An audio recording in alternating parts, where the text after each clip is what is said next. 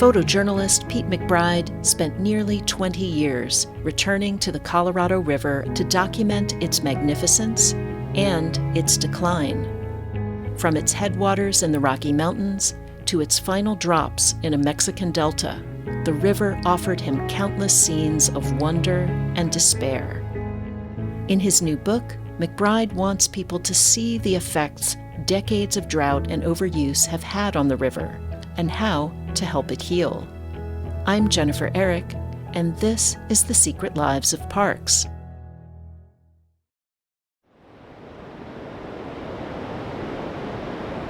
The Colorado River flows through some of the most spectacular landscapes in the Southwest, provides drinking water to more than 40 million people, and is one of the most important sources of water for U.S. agriculture. But access to the river has never been fair, and now, as water levels are at historic lows after decades of extreme drought, climate change and years of overuse are forcing the Colorado River into a worsening state of crisis. The people who depend on this water have been saying for years, with increasing alarm, that business can't go on as usual. It can be really challenging to talk about the dire conditions along this river. For one thing, the threats are as complicated as they are severe. The river's water is governed by an arcane patchwork of regulations going back more than a century and involving 7 U.S. states, 2 Mexican states, and 30 tribes. The confusing nature of water rights and the widespread effects water shortages have had throughout the river system are just staggering to grasp. And it's also depressing. Here is one of the most majestic, storied rivers in the history of the continent, flowing through 10 of the country's most picturesque national park sites. And over the past century, human use has driven it to a state of near collapse. It flowed to the sea for 6 million years, and it has not reached the Gulf of California naturally since the late 90s. That delta, once the largest estuary in North America, is basically almost entirely dry. And I was blown away. I was amazed that this river, this architect of the Grand Canyon, the lifeline of the Southwest, we had run it dry in my lifetime. That's photojournalist and visual storyteller Pete McBride, who just released a book called The Colorado River, Chasing Water. This hefty collection of photographs and reflections is the culmination of many years of reporting. In it, he writes, "In nearly 2 decades spent exploring the Colorado, I've hiked, paddled, floated, flown, and daydreamed across every mile of the river's main stem, and documented nearly every one of its tributaries, diversions, dams, and major ditches and dilemmas.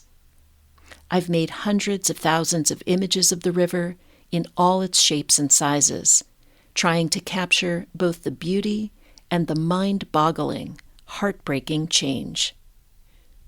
The book contrasts images of vast natural landscapes, charismatic wildlife, and rushing waters with those of mines, plastic pollution, and industrial farming operations.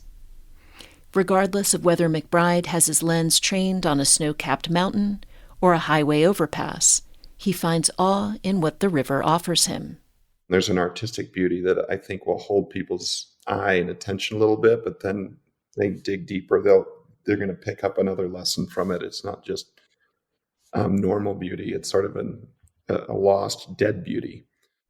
The book is arranged in 3 sections, from the headwaters in the Rocky Mountains to the canyons of the desert Southwest to the Colorado River Delta, where the river abruptly ends. Readers can feel how the river changes as it moves downstream to its last drops in an arid landscape McBride describes as a cracked earth ghost of its former self. I was trying to bring beauty to challenging subjects. How do you make drought beautiful? McBride grew up near the river's headwaters, but didn't intend to spend so much of his life photographing and advocating for it.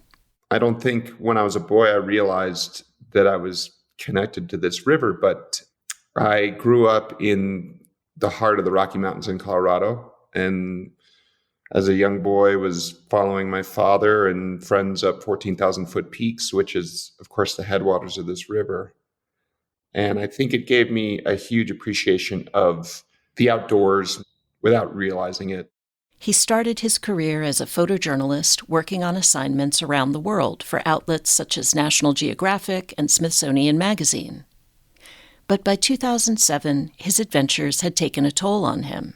He was sidelined with illness, and he wasn't sure what to do next. So he went home to regroup.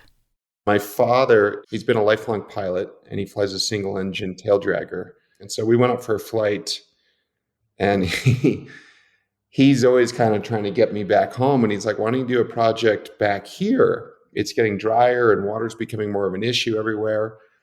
And I think he was really just trying to get his son back to Colorado. I kind of realized that. I was like, wow, you're right. I could do a story here. Once McBride started focusing his attention and his camera lens on the river, the depth of material became obvious. I realized that this was way bigger of a story than just a 2-week magazine assignment. Every time McBride covered one issue, he told me, it would reveal a new layer of the larger story underneath. So he kept returning for another piece of the puzzle. I wanted to cover the river on all of its big angles, but each time you do one story that kind of reveals layers underneath it, it's a multifaceted river with a lot of history. And so that would lead to more stories, and that's why I kept coming back. It often felt like the river in its own way would call me back. I would be like, I'm done with telling this story. And sure enough, I'd be on another expedition, walking through its deep time slot canyons and so forth. One of the bigger adventures McBride took with his friend and fellow writer Kevin Fedarko was a 71-day hike in 2015 along the 277-mile stretch of the river that flows through the Grand Canyon. McBride wanted to draw attention to the park during a time when several destructive commercial projects were threatening the South Rim and its water supply. Following these 277 river miles required the two men to hike about 800 miles on land, carrying their equipment up to 15 miles a day in the desert heat. In order to walk it, and why it took so many miles, is every time you come to a tributary, that tributary could go 30 miles from the south or to the north. We'd have to walk around it because it's a 2,000 vertical foot sheer cliff down. And you'd be like, oh boy. So we have to walk, it felt like another republic to the south. And then you have to walk back to the river. And you can't follow the shoreline of the river because in much of it, it gets too cliffy. So although we're walking ostensibly the Colorado River, we're sometimes staring 3,000 vertical feet down at it below us, and we have no access to it. Ironically, the biggest challenge was finding water. We did have to find, on average, a gallon of water a day. And that became the most stressful thing of the whole project. We were scaling cliffs and rappelling, and it wasn't rattlesnakes. It wasn't feeling like we're getting followed by mountain lions, which at times it felt like we were. It wasn't that. It was this constant nag, like, where are we going to find water, which is really profound on so many levels. The average American family household consumes 300 gallons of water a day. And so when you have to find your 1 gallon of water a day to survive, it puts it in perspective. And then you start understanding how water is free, but the delivery of water is not. The hike, while physically grueling, was a novel way to capture one of the most photographed rivers in the country. Another approach he took was collaborating with his favorite pilot to view it from above. I was trying to find new angles, new perspectives on many landscapes that have been photographed endlessly, especially in our national parks. So the aerial perspective is one. I also had the great advantage of knowing this older, cantankerous, but very funny bush pilot who is my father. I paid for his expenses and he donated his time, and we had this great reconnection, this father-son moment. The book's aerial images bring a sense of scale to these grand landscapes, from verdant river valleys to herds of animals migrating across open fields to dramatic views of the Hoover Dam, surrounded by telltale rings along the walls of Lake Mead, marking how significantly water levels have dropped in recent years. All the time in the air with his father also added an emotional component for McBride. My father is in the winter of his life, and he was born just after they built the Hoover Dam in 1935. And so his life has kind of spanned the entire kind of infrastructure development around this river, and now we've forced the river into the winter of its life, so to speak. So there's this poetic parallel that I find amazing. Some of the most moving images are in the final third of the book, in the parched delta where the flow of water abruptly ends. In 2014, McBride and two of his friends became the last people to paddle the Colorado River all the way to the sea, during a restoration effort known as a pulse flow, when water was released from a nearby dam over a period of 8 weeks. The ecological memory of that place rebounded in the nanosecond. It snapped back to life. And that was really powerful because it made me realize just we live in our human time, but nature lives on a different time scale. And natural systems can patiently wait. It had been 20 years since there'd been a pulse of water like that. And suddenly there's microbes swimming in the water, and then the birds follow, and then there was immediately fish, and then the coyotes are howling. And that reminded me how small we are in the scheme of the natural order, even though we have obviously a huge impact.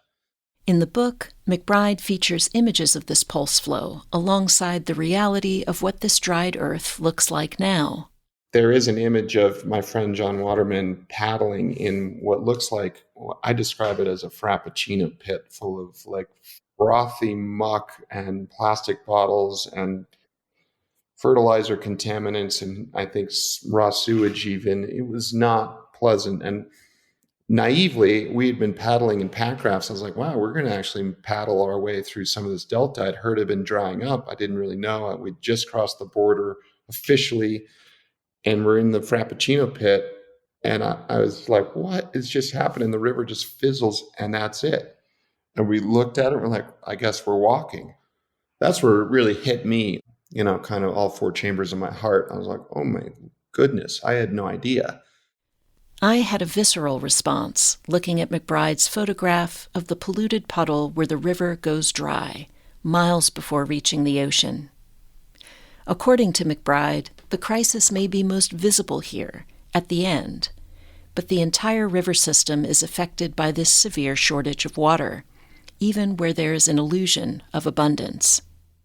We're delivering water to all these cities and ranches and farms. It's very sophisticated, and it's made it seem like water is everywhere and we can take it for granted, but it is our greatest limited resource, natural resource. And as the Colorado River exhibits so profoundly, when you ask too much of it, it disappears.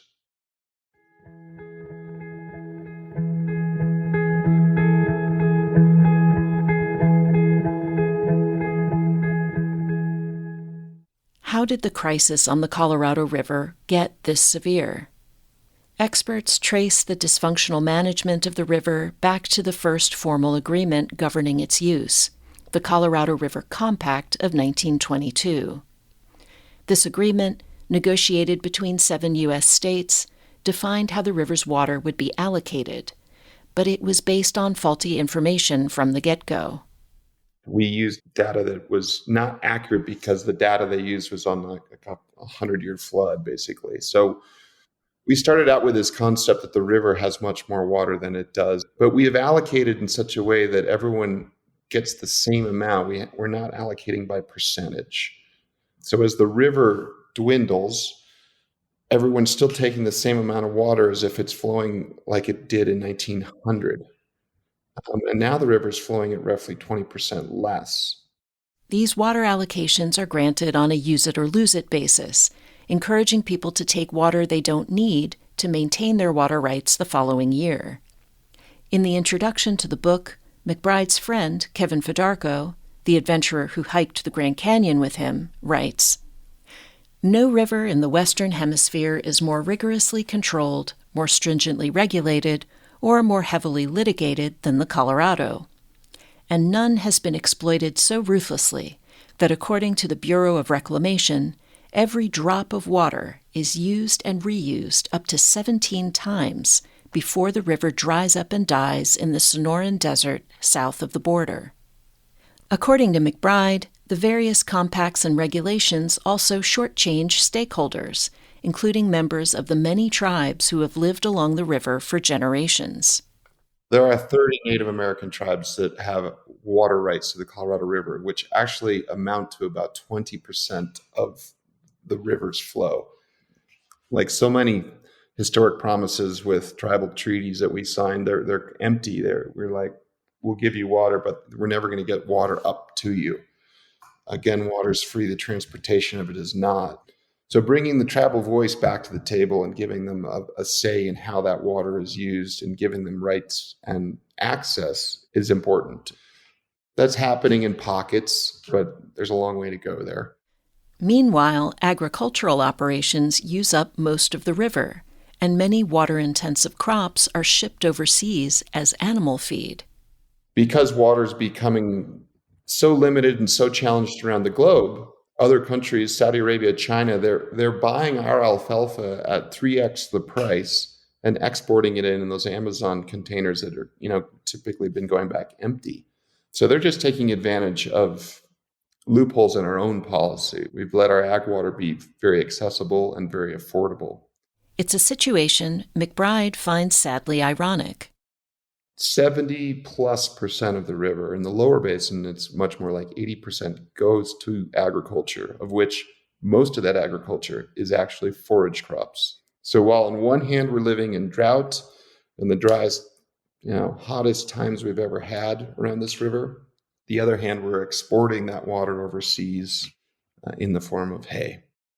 Alongside his images of industrial agriculture, McBride also shares solutions, including paying farmers not to use water without losing future water rights.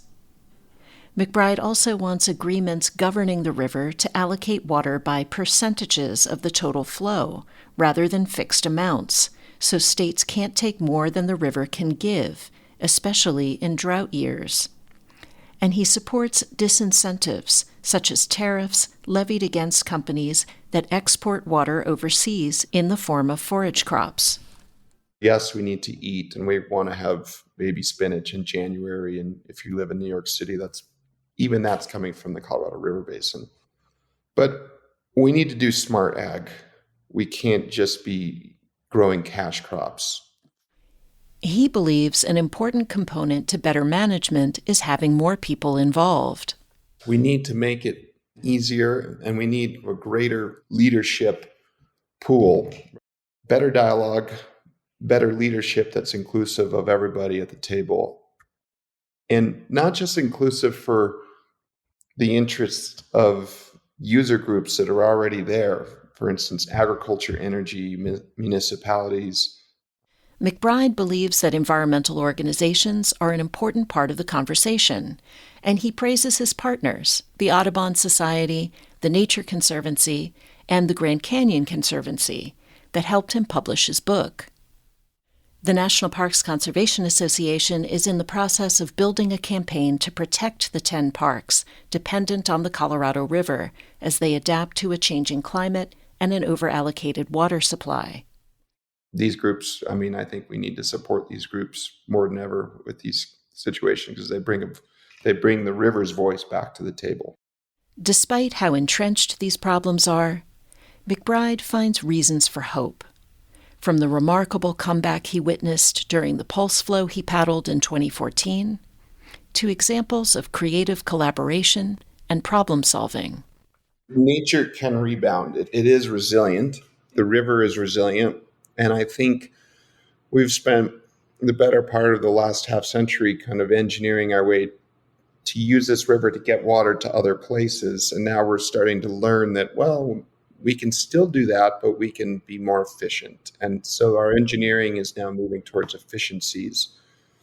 I think combining efficiencies with more collaborative approaches, I think there is actually hope. And I don't say hope in kind of the fuzzy, like feel good. I mean, actually earned hope where you go out and see change.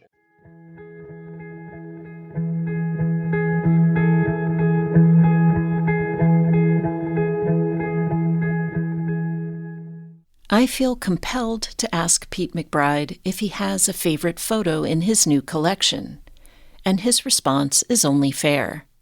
Well, that's a toughie. That's a toughie. I'm going to cheat a little bit. I'm going to give you two. First, he mentions an image of a rare double oxbow formation featured on the book's cover.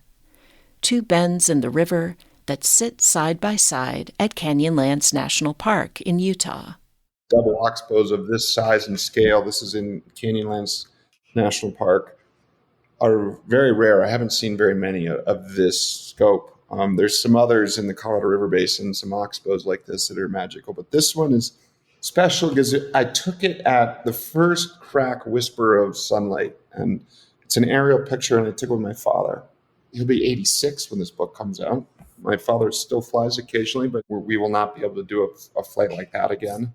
His other favorite was taken near the Delta in Mexico and shows dry, vein-like patterns carved in the dirt and encrusted with salt from the high tide. Like fingers, the caption reads, reaching for an old friend. It has this kind of elegance that I love because it's abstract and it's artistic, and there's a lot of story behind it, and it's just really, to me, shows in some ways not only the beauty of nature but the resiliency and just amazing artistic work of the maybe our greatest artist, which is Mother Nature. Ultimately, these photos create a feeling of engagement between the reader and the river that McBride finds key. As McBride writes in the book, by showcasing our abuses of this marvel, perhaps we can push back on apathy, one of the greatest threats to the river, which can seep into the system and erode it even more. If we can do that, maybe we can find the will to cherish and protect the river in more than just a few iconic pockets.